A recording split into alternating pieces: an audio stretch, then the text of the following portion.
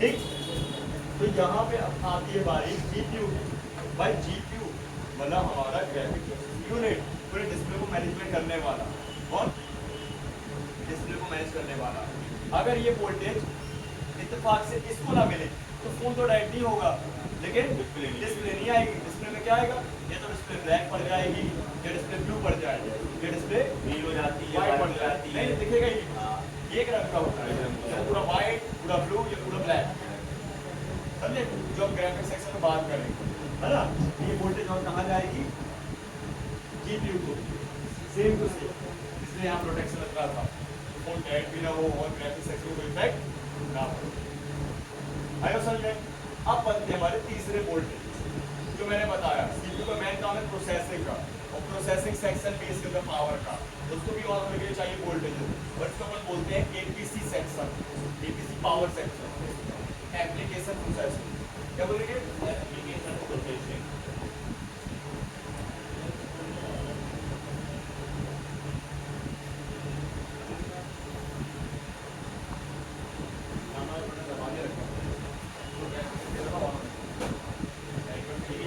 Light ना blink कर रही थी, इसके बाद हो गई। मैंने ज़्यादा बार दबा दिया। देखो एपीसी पावर सेक्शन, इसको भी चाहिए वोल्टेजेस। अब ये थोड़ा सा और हाई प्रोटेक्टर रहता है, इसमें होती दो कॉइल है आपस में एक साथ। कितनी होती है? दो कॉइल। देखो यहाँ पे दो कॉइल नहीं, कॉर्नर कॉर्नर कॉर्नर में दो ब्लॉक वाली कॉइल में नहीं, एपीसी कॉइल है, दोनों आपस में पैरेलल में लगी है, लेकिन इनकी लाइन है सीपीयू से मेन पावर तो सीरीज में लगी। कैसी लगी है? दोनों पहले पैरेलल में लगी है। अरे ये यार कॉर्नर वही ना, कॉर्नर इसी को तो बोलेंगे अपन, राइट कॉर्नर। एपीसी की कॉइल, कौन सी कॉइल? एपीसी की कॉइल, एपीसी पावर कॉइल। हाँ, पावर कॉइल। ये देखो पहले मैंने को सीरीज पे लगा दिया, ये मैंने को पैरेलल पे लगा के सीरीज पे लगा तो दिया। फिर दोनों पैरेलल में रहेंगे तो सीरीज होगी। हाँ, और इसमें भी आपको मिलेंगे हर पर की कैपेसिटर। ये लाइन अगर भैया शॉर्ट हुई तो फोन गया। याद इसके रहता है सीपीयू को, सीपीयू इन लाइनों से भाई साहब बहुत ज़्यादा समझ लो डैमेज होने की संभावना रहेगी। और हाँ, और समझ जाओ कि ये डैमेज होती है लाइनें, तो कम चांसेस होते हैं कि सीपीयू रिवॉल्विंग में आता है। अच्छा, सीपीयू चल बसता है, इसकी गलती हो जाती है। ये बात बहुत हाई वोल्टेज है ना यहाँ पे, हवा में झटका देती होंगी। हाँ, कहने का मतलब यहाँ सीपीयू अलग रेंज के आते हैं, मैं आपको बताऊंगा फिर अब इसको समझ लेना, टाइमिंग बताता हूँ। सबसे बात वोल्ट बनेगा सर। हाँ, वोल्टेज बनेंगे सेम 1.2 एम्प के लगभग 3 एम्प नॉर्मल ही होता है। नॉर्मल।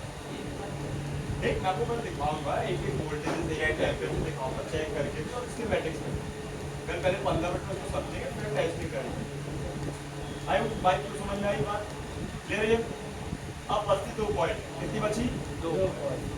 ये कॉइलों का काम ये है कि ये जुड़ी तो मेन पावर से ही है, और एक कॉइल होती है हाई एनर्जी और एक होती है लो एनर्जी। ठीक है? और ये जाती है हमारी, मतलब कहने का उसका समझो, इतने वोल्टेज तो बना दी पावर आईसी में, अब कुछ बच गए, अब ये काम करो, हम वापस ले रहे हैं, उसे दूसरे सेक्शन से डिस्ट्रीब्यूट करेंगे अदर साइड। ठीक है? जैसे रेम को रोम को देना, उसको भी समझना पड़ता है। तो बात समझो, ये वोल्टेज वापस जाती है पावर के V1 में, और V2 से निकलते हैं रेम के लिए, इसलिए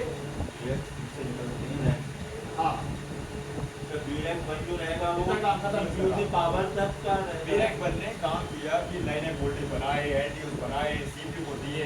अच्छा सर, जो ये मैन पावर में जो वोल्टेज आ रहे हैं जो कॉइल में चले तो मतलब अपना V1 ही आ रहा है पूरा, उसमें लिखा नहीं है कि क्या V1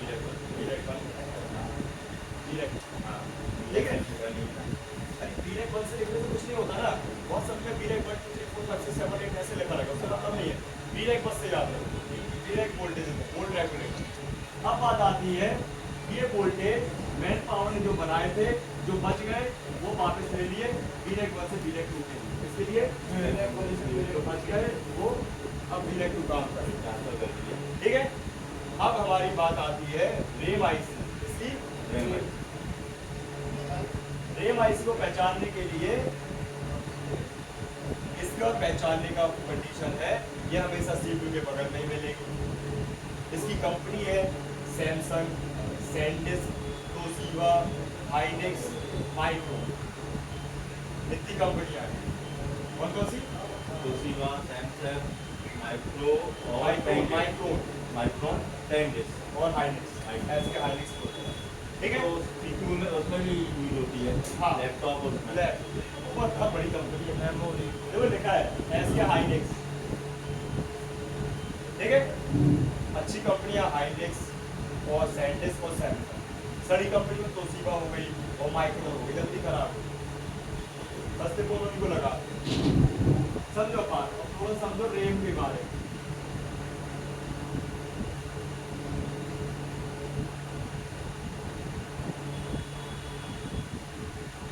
भाई रैम आईसी है क्या? मेमोरी आईसी है क्या?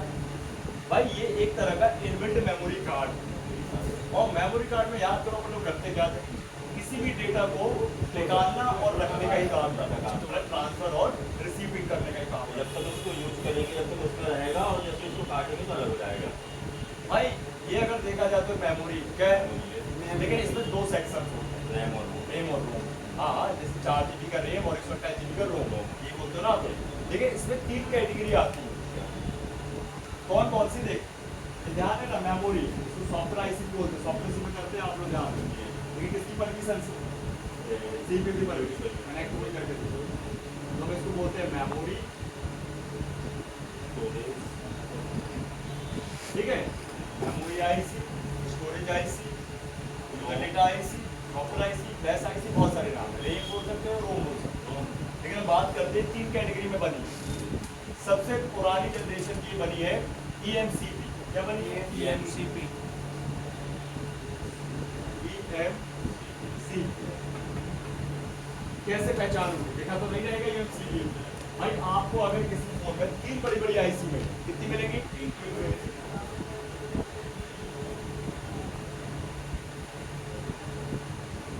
मिलेंगी?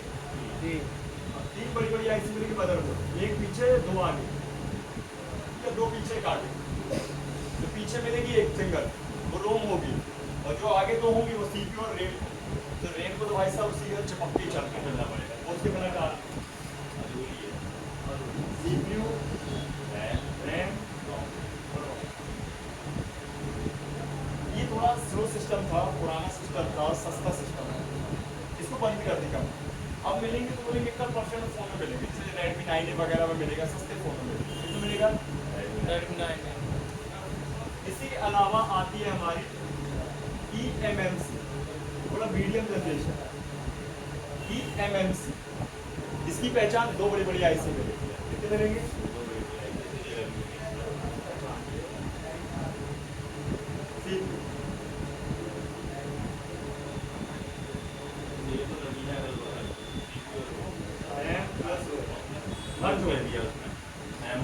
क्या हुआ कंपनी को? उससे फायदा जगह बच गया, जगह बच गई। हमारा से और ऐसी लगी नहीं, कहीं और जगह नहीं रही थी, क्या कर दिया? तो दूसरा सैमसंग कन्वर्ट हो गया।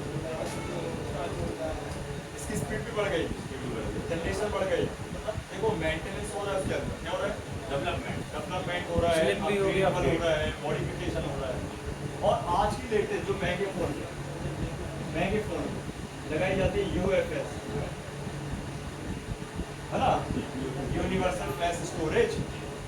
ये भाई देख सकते हो आप, ये है बिल्कुल लेटेस्ट।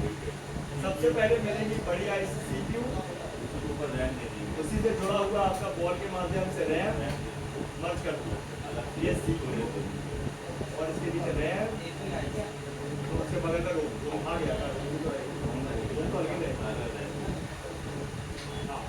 लेकिन ये बहुत फास्ट है। कैसे? जोड़े दी भैया उसके साथ, अब तो सारा मिलकर काम कर रही है। पूरी खत्म कर अभी दी। हाथ को पहले आप कर रही थी, अब सुबह जाके काम कर रही है। चलो, अभी बगल में थी, बगल तुम्हारे ऊपर ही चौड़, करेक्ट, समय बदल। देखो अपने लिए भाई साहब सेकंड कोई टोल नहीं, अपन तो घंटे का समझते हैं, ज़्यादा घंटे लगता है तो भैया लेट कर पल पल का आदमी। 2-4 सेकंड तो भाई मिनट से मतलब मतलब ही रहता है, 10 मिनट की वेट करते हैं। सेकंडों का मतलब है नैनो सेकंड, माइक्रो सेकंड। अगर किसी फोन में 1 नैनो सेकंड भी ज़्यादा हो गया तो रिजेक्ट मार देते हैं। बात कस्टमर को तो नहीं है, फिर भी, लेकिन बात चल रही है अंदर टेक्नोलॉजी कंपनी प्रोजेक्ट मार दो, उसको चाहिए 1 सेकंड कम, मतलब कम, वो कम करते जा रहे स्पीड देख जितना भाई वह आईसी जितना कम समय लेगी काम करने में, उतनी ज़्यादा समय अपन करवा सकते हैं, उससे ज़्यादा काम करवा सकते हैं। इसमें देखते हैं अपन नेट निकल रहा है, अपन वेट कर लेते हैं, वो नहीं करते वेट, वो नहीं रिएक्ट मार देते हैं, प्रोजेक्ट खत्म है भाई। वो फेल होता है, देखा देखिए। तो बात समझो, ये 3 में से कैटेगरी हमारी टीमैक्स कौन सी है? रैम और रोम। एक एक करके समझो। रैम क्या है? रैंडम एक्सेस मेमोरी, है ना? ये रैंडमली एक्सेस करेगी मेमोरी, और इसका काम है जो भी रोम में, रीड ओनली मेमोरी में जो भी डेटा है उसको उठाकर सीपीयू को दे ट्रांसफर कर। आई बात समझे? और कितनी स्पीड से दे रही है वो डिपेंड करती है रैम। इसलिए अपन बोलते हैं भैया ज़्यादा रैम का फ़ोन चाहिए, हमें जल्दी काम करता है, ज़्यादा भाई रैम का फ़ोन चाहिए, 8 GB रैम होना चाहिए, 12 GB होना चाहिए, कम से कम 6 GB तो होने चाहिए। बताओ अच्छा बेहतर है? आज कोई बोलेगा 2 GB रैम है, 4 GB रैम है, भाई इतना पुराना फोन कौन लेगा? कोई नहीं लेगा। वैल्यू जीरो सवा सा फोन कौन लेगा? तो बात है रैम बस की नहीं, बात है रैम, उसकी कंपनी, उसकी जनरेशन प्लस सीपीयू की कंपनी, उसकी जनरेशन। बात समझ रहे हो? हर चीज से भाई डिपेंड होता है। अरे यार जरूर आपको बहुत नॉलेज है, तू बोले नहीं पा रहा था काम का सब कुछ। सही बात है। बताओ ना सर, जैसे इस फ़ोन में 6 + 10 GB रैम है, हाँ। तो ये किस का मतलब? उसने बोला था 6 तो है ही, और फिर बड़ा बड़ा एक्सपेंड हो जाती है, एक्सपेंड मतलब हम उसको बढ़ा सकते हैं। तो ये मेरा 12 GB का है, पैनल भी मिलती है ना सर। जैसे मेरा फोन 12 GB का था, उसको 12 भी कर सकता हूँ, 8 भी कर सकते हो। जितना कम रखोगे तो उतना कम तुम्हारी बैटरी का मिलेगी। अच्छा। जब ज़्यादा रखोगे तो ज़्यादा कभी ऐसा एक्सपेंड करता इंटरनल भी तो मिलती है ना सर। नहीं, रैम की बात चल, रैम की बात है। रैम की स्पीड की बढ़ाने घटाने की बात। रैम भी तो इंटरनल मिलती है ना आपके मोबाइल में, इंटरनल ही देखेंगे।